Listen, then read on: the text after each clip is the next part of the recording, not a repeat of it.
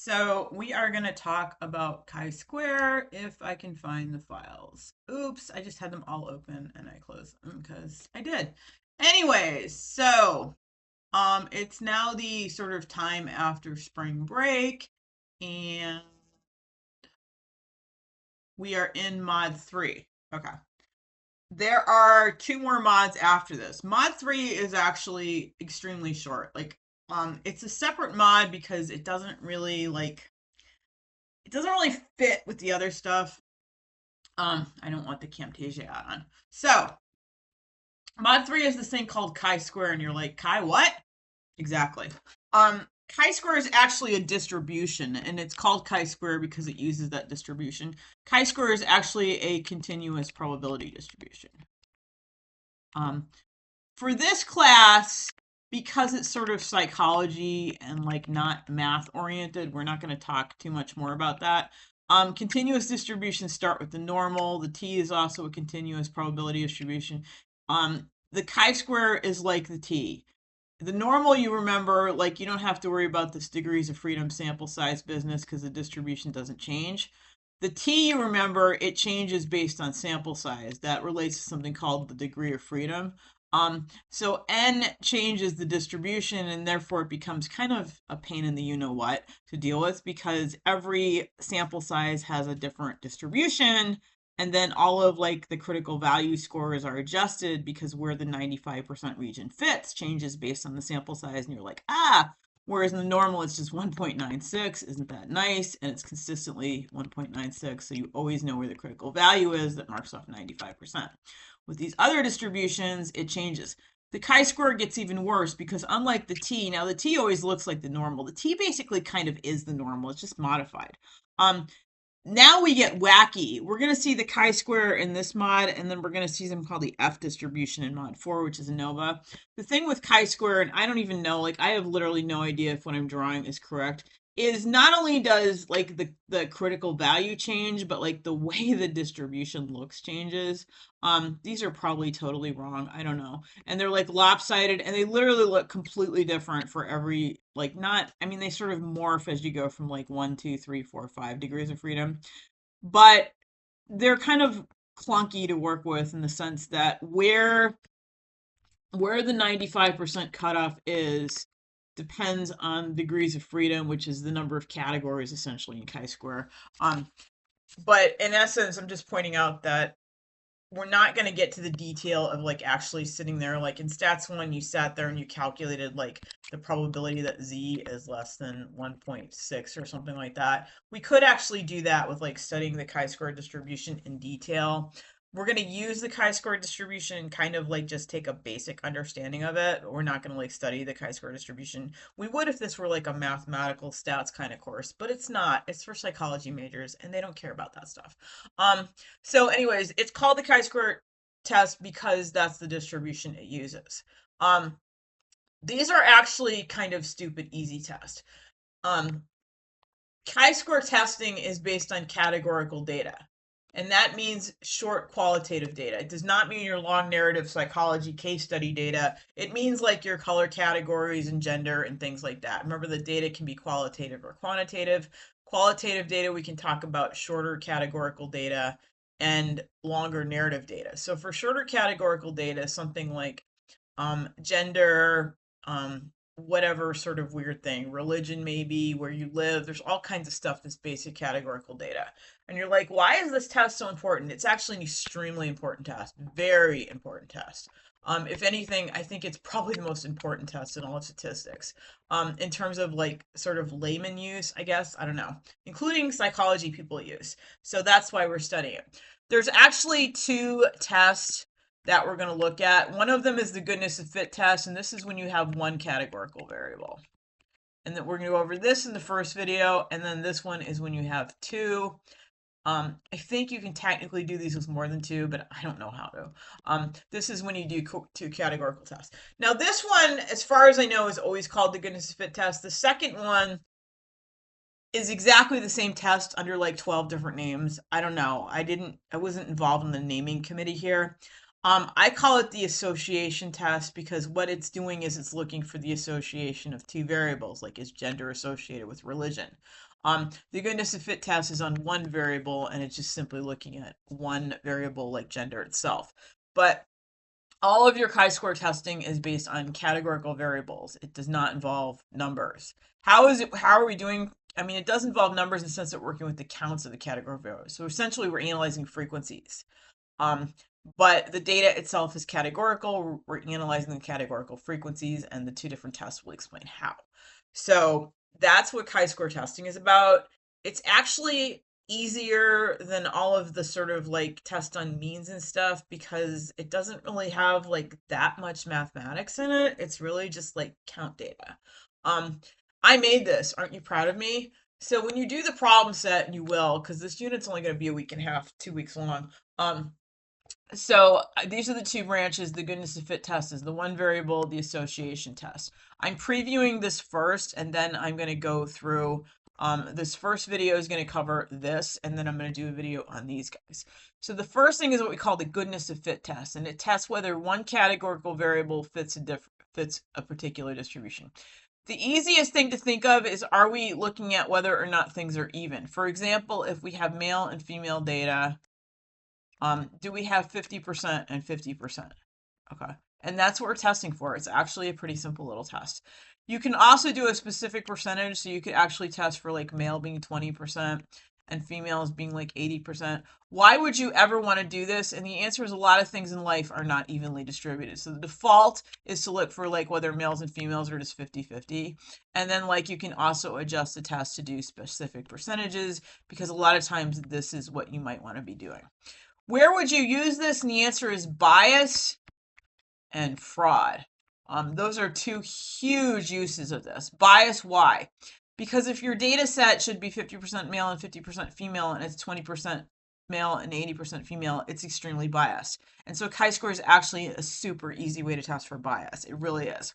And fraud is kind of similar to bias. It's like, are you expecting, and even like if you're looking at credit card fraud, the numbers should all be like evenly distributed for like the 8th digit of a credit card. And if they're not, or if they're not distributed, maybe there's a certain way that they're supposed to be coded. If they're not, then you suspect that something is wrong and perhaps those numbers were not actual credit card numbers and fraud numbers or something like that.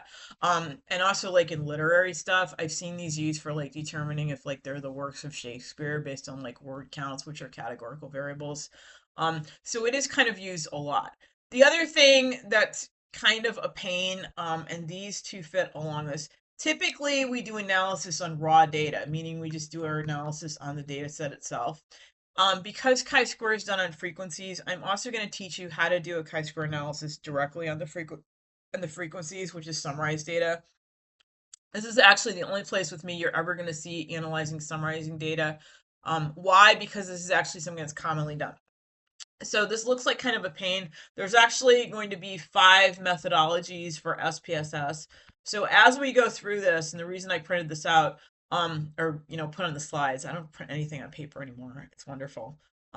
Anyways, so the first test is going to be even distribution. Second test is going to be specific distribution. Third test is going to be on summarized data. And then these guys, we're going to do an association test on raw data and then an association test on summarized data. So it's 5 different tests. They're actually conceptually very easy. Please don't fail this test. It's not a hard test. It's really simple. The problem is that these are actually a little tricky to do in SPSS and they're all done in different ways. So maybe what you want to do is take this sheet and like expand on it and get like 5 cards for the test and like index cards or whatever on your computer and like write out how to do each test as we go through them because every test is run a little bit differently, which is a little confusing. And there's not like a chi-square menu in SPSS to run these more easily.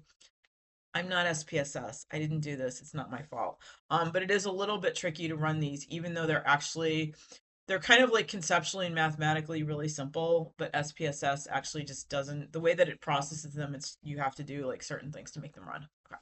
So the first test we're going to start with is this one. It's the goodness of fit test. This whole first video is on the goodness of fit test. And a goodness of fit test is used to test the hypothesis that the observed frequency fits some claimed distribution. And you're like, what does that mean? It means this: males, females, the frequency of these would be 50%, 50%. We have actual data, maybe it has 196. Does that fit 50-50? Of course it does. So but we have to actually formally test that. But what about if we had like males, females? What about if we had like 86 and like 72? I mean, that's not as obvious. So we want to test whether or not what we're going to call the proportion, and that's the frequency. The proportion of females is the proportion of males, and that they're both 50%. Okay. So that is the null hypothesis for this. The hypothesis that we're testing against is that the observed frequency fits some claimed distribution. Now, this holds true for all three of these. It's just that in the first case, we're claiming an even distribution. The second case, we're claiming a specific distribution that's not necessarily even. And the third case, we're using summarized data. So this generic hypothesis holds true. This is always what the goodness of fit test is doing. Fit is literally that. It's fit. And you're like, mathematical fit. It's kind of like a wedding dress fit. You know what I mean? Like, does the assumption of 50-50 like fit these categories? So it literally is a fit. Okay. That's what the chi-square goodness of fit does. Yeah. So here's an example of this, and this is actually kind of a fraud example. I took these, by the way, from the Toriola text. I used to teach out of Toriola for years, so to give them credit, it's I don't know if it's in their current one because this is probably from like 2003. But anyways, we have last number digits of phone numbers, social security numbers, student IDs, whatever. In this case, it's actually weight. Sorry, yeah, there is a story. So this is like a medical study, and like they're supposed to be like putting people on a scale and weighing them. And weight, of course, you can be like 112 pounds or 119 pounds or 169 pounds or whatever the heck. But anyways, the last digits really should be what? They should be even, okay? I mean, that would like, if they're actually putting people on a scale, how much you weigh is basically random. It shouldn't be biased towards certain numbers. But look at this. We have this and this. So the stupid question is, are the last digits even? This is your goodness of fit. Is this evenly distributed? Now, from looking at it, the answer is no, because we have 46 zeros and then 1, 2, 3, 3, 34, 0, 8, 3. So the research assistant for this, it's supposed to be, they're supposed to be taking people and putting them on a scale. They're not. They're just asking them. What's going on here is they're just asking people how much they weigh, and they're not actually weighing them, because what's going to happen if you ask people things is that they're just going to round everything to the 0 or 5. Like they're going to say 110 or 115. They're not going to actually do the numbers in between. So this would actually be a good test for like, is the research person like actually weighing the subjects? And the answer is no, they're not. I have to check that my video is still working because I don't want to make an hour video and not have it run. Yeah, okay. So, cool. So the goodness of fit test works like this. This is the mathematics. You don't have to directly deal with this. You should understand it though. I might on the task ask some conceptual questions like what this means. The way that this works, and this is why it's a fit, is O is the observed frequency, that's your data, and K, E, so O is the observed and E is the expected under the hypothesis that you're looking at, which is either that they're even or the particular distribution you're working with. So it'd be 50-50 if there are 100 males, and if there are 100 males and females total. It would be like 30-70 though if you're looking at like 30-70% if you're looking for that specific distribution. The default is always even distribution if you're doing another thing like 30-70 instead of like just even is going to be the default for the chi-square, and then like some other distribution you actually have to tell SPSS to run that. But expected is the expected frequency. These just come from frequencies, man. This is just a frequency table, and just, your good old stats 1, day 3. I can't underemphasize how important frequency tables are. It's like sometimes the stupid things like are the most important. And so it's just, it's just a frequency. Again, chi-square is all based on categorical data. So this is going to be a categorical thing. It's typically not going to be binned continuous data. It could be in some cases, but it's typically going to be some type of category. And that's what you're looking at. Now, numbers, even though they don't at first, yeah, they're numbers, but these are categories in the sense that the category is the last number, so they're considered categories. We're not analyzing numbers here. Okay, so that's what's doing. K is the number of different categories or cells. In this case, K is going to be 10. 1, 2, 3, 4, 5, 6, 7, 8, 9, 10. Okay. In gender, K is going to be 2 or possibly 3 if you put 9 binary. Anyways, that is what O and K are, and then N is the number of trials. So how do we actually do this? This is, of course, just the basic sort of requirement stuff. The data are randomly selected. Everything is always assumed to be random. If it's not random, it's biased, okay? So we always like to have the assumption of randomness in our analysis and stats. Are they always randomly? No, but we try. The data consists of frequency counts. Again, everything in chi-square is based on frequency counts. No discrete or continuous number of data. We're dealing with frequencies. Even if it's something like the last digit, in this case, digit means a category, 0, 1, 2, 3, 4, 5, 6, 7, 8, 9. Those are categories, not numbers that we're analyzing. Okay. And for each category, now this one here, one of the things about chi-square is it's no good for really small data sets. We're actually going to learn something at the end of the course called nonparametrics. But in order to have a good chi-square analysis, you need to have at least 5 in each category. So if your data looked like this, male, female, 2 and 3, you're out of luck. You can't do anything with that. Your category counts are too small, and that's what that's saying. So essentially, as chi-square in general is a problem if you have a small category or a small sample size. Even if you have a large sample size and you have kind of a weird situation like 0, 1, 2, 3, 4, maybe. I'm using these as categories. And you had like 50, 60, 3, 10. This right here is a problem, this low number. So chi-square essentially becomes a lousy analysis whenever you have any count in a particular category, category level or whatever you want to call these, that's less than 5. So that is actually kind of a problem with chi-square. It doesn't happen very often, but it does happen. And then essentially your analysis is dud. You can't use it. Anyways, so this again is my favorite little diagram that yours truly made because it simplifies the entire statistical testing process, and it applies to every single test. So for chi-square, we're going to claim that everything is distributed in a certain way. So the goodness of fit claim is that the categories have a particular distribution. The category proportions are a certain way.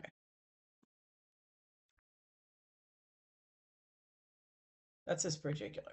This is not a tablet. It's writing on a screen thing, so it doesn't write very well. I'm sorry. I can't do any better. I'm old. I don't really have very good like pen control anymore. I used to write really, really neat, believe it or not.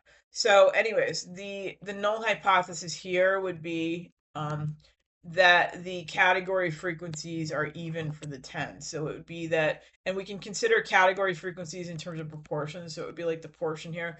There's 10 categories. So across these, everyone should be 10%. So 10% of the numbers should be here, here, here. They're obviously not, but that would be our null hypothesis because we're always testing the hypothesis that the observed frequency is some claimed distribution. For the even, it would be that they're all even, and we could actually just write that out that the proportions are all equal. And this is how you'll see it written out. We can also test a specific thing. So we could do like P1 is 30%, and P2 is like 5%, and like write everything out. I'm going to show you these two variants of running the test. Okay. So that's what it's doing. The metric is this chi-square statistic that we're not going to deal with the details of. It's written like this. I think I drew it right. It's a Greek letter. I think it's a Greek letter. Alpha, beta, gamma, delta, epsilon. I think it's a Greek letter. But anyways, it's written as that. And this, you'll see this symbol. I'm not very good at writing these. You'll see that symbol, and that's what it is. SPSS doesn't write the symbol, it just writes chi-square. And then you'll determine if your claim is supported. How? With a p-value. How else? Okay. This is your p-value from your test. These are proportions that I was writing out here. So anyways, but everything. So essentially we're gonna, in SPSS, it's a matter of setting it up correctly. We can claim that the distribution categories are even, or that they're not even in a particular way. If we do it in a particular way, we have to go in and specify what we're, the 30%, 60%, we have to specify that. SPSS is going to give us a chi-square statistic and its associated p-value, and we'll determine our test results based on that. You'll see it in action. It'll be better. Don't worry. Okay. This is how this is the chi-squares thing again. One thing I forgot to point out, because this is squared, way back here in my crazy distribution writing thing, the normal and the t are always symmetric. The chi-square is actually not symmetric. Why? It's actually literally a square of something, and when you square something, you get, that's part of how you get these funny distribution shapes. So the critical region is always just on the right side. We don't have a two-sided critical region like we have for the t and the normal. I forgot about that. How could I? I don't know. Okay. Phew.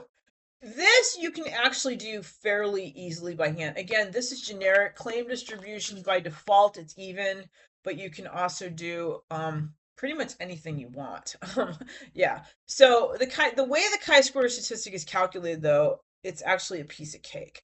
It's just simply adding up the observed minus the expected, and then squaring it and dividing by the expected. It's a piece of cake to calculate this thing. Yeah, it is.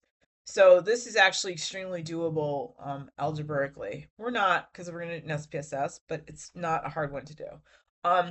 SPSS will give us our p-values. The critical values, these are the values, of course, on the distribution, and then the p-values associated with it. These are always right-tailed. That's it's not symmetric. It's not, the way these distributions look, they're not left and right-sided by like the normal and the TR. We mostly are going to be concerned about getting our p-value in SPSS and interpreting that. Same game, p less than 0.05, significant difference. And that means that your null hypothesis is not supported. So if we get a p-value less than 0.05 and the null hypothesis is they're evenly distributed, a p-value less than 0.05 means no, they're not evenly distributed, which is what we're going to get with this thing. Yeah. Anyways, so that is the basics of this. Now, here's one in action. Expected, you will actually be able to do this too. Expected, so if we have the digits 0, 1, 2, 3, 4, 5, 6, 7, 8, 9, if we, because there's 10, right? There's 10 digits. 0 to 9 is 10 digits. Trust me, it is. So this is your category, because it is a category, and you had 100 total. So if your N were 100 total and there were 10 categories, your expected is going to be 10 in each category. Your observed is whatever your observed is, but your expected, and yes, I think this one's on your test, so you should know what this means. If the null hypothesis is that the distribution is even, I didn't line these up, I'm a slob. And then the expected is n times p. Well, p would be 10% in this case, because that would be your proportion that you would expect, because if there's 10 categories, 100%, divide that by 10, 10% each category. The expected would be 100 times 0.1, which is 10%, and 10 is in each of these. So, okay.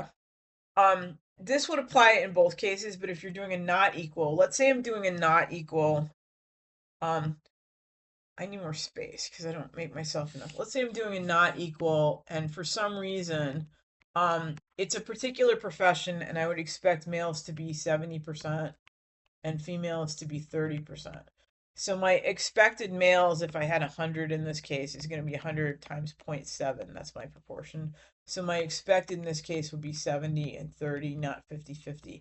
If I were doing some type of analysis where, I don't always expect 50-50 males and females. Say it's computer scientists. It's that by definition, like that would be the standard. I'm not using the correct numbers, but you get the idea that you would actually expect for there to be like a higher percentage of males. So you would want to do an adjusted test like that. So that's the concept of an expected frequency. Okay. This is extremely important too. What is the chi-square statistic doing? Now, let's go back here. Okay. This thing here, let's think about this, because this is common sense. I'm trying to write on this and it doesn't write. But the way this is calculated is observed minus expected.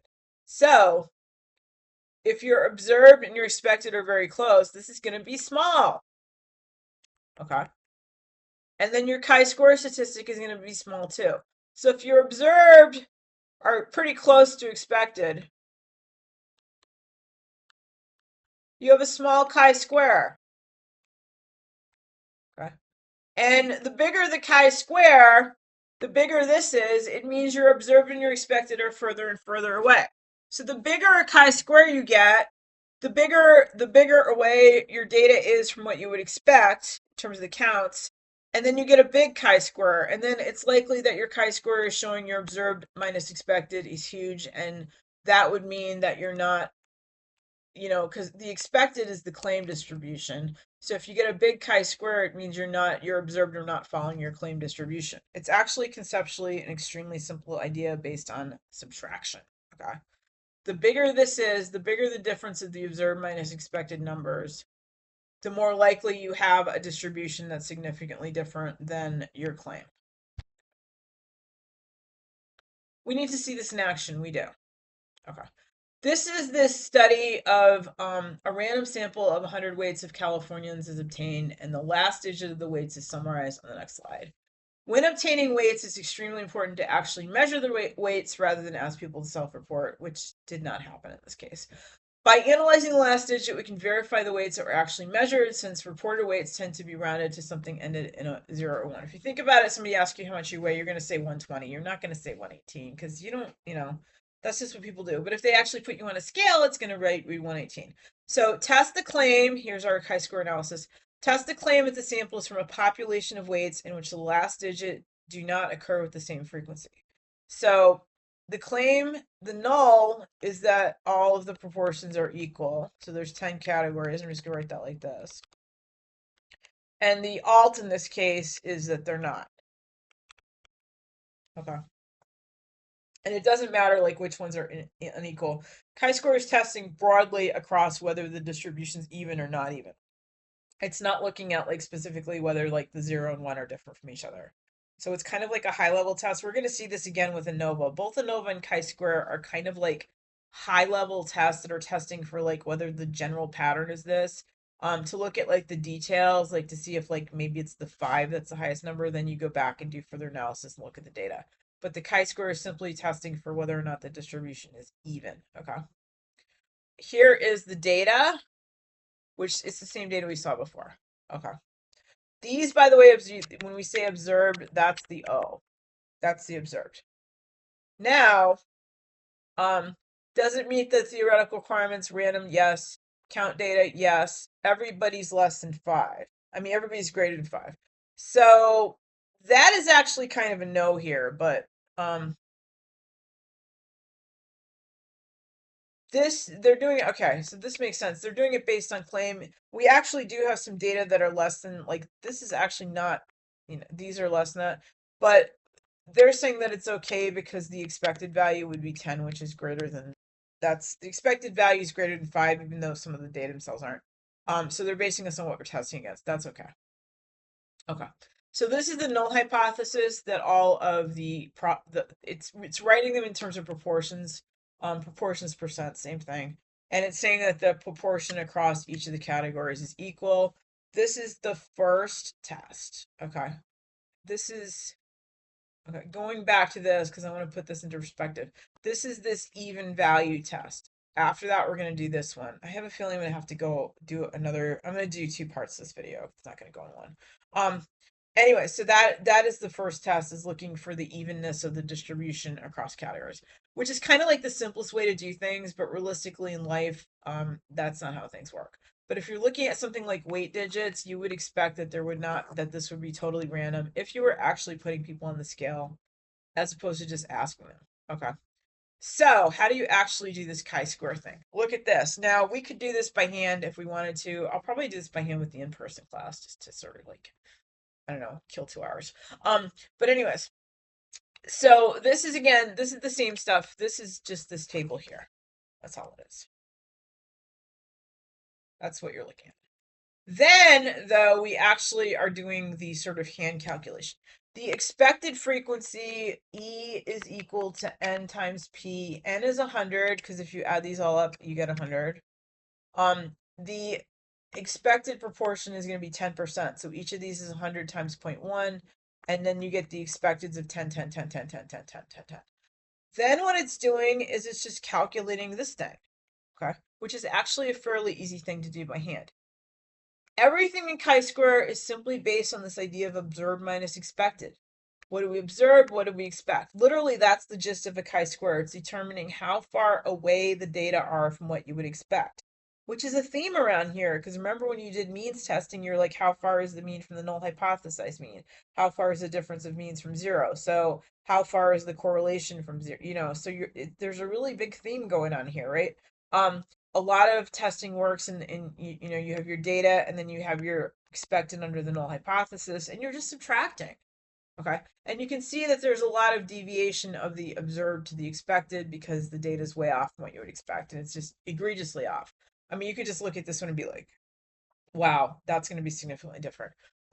So the observed minus the expected column, and if you're doing this by hand, you can just do these columns. This is pretty easy to do in a spreadsheet. And then you square it. This is kind of like the standard deviation thing where everything is kind of like squared, except in this case we never unsquare it, which is why the chi-square distribution is like this weird distribution.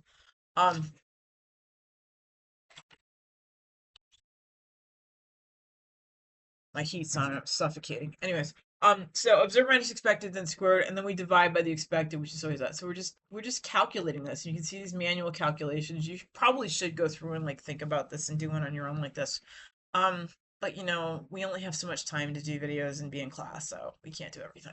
But then finally, the chi-square is the sum of this column here. And so it comes out to 212, which is outrageous. I mean, now we're not really studying this distribution, but a 212 value would be like way the heck out here. And this is going to have a p-value like astronomically less than 0.01. So yes, this test is going to say that the null hypothesis is not supported and that the alternative hypothesis that they are not evenly distributed is supported with a p-value of less than 0.05. That's going to be the result here. Yeah.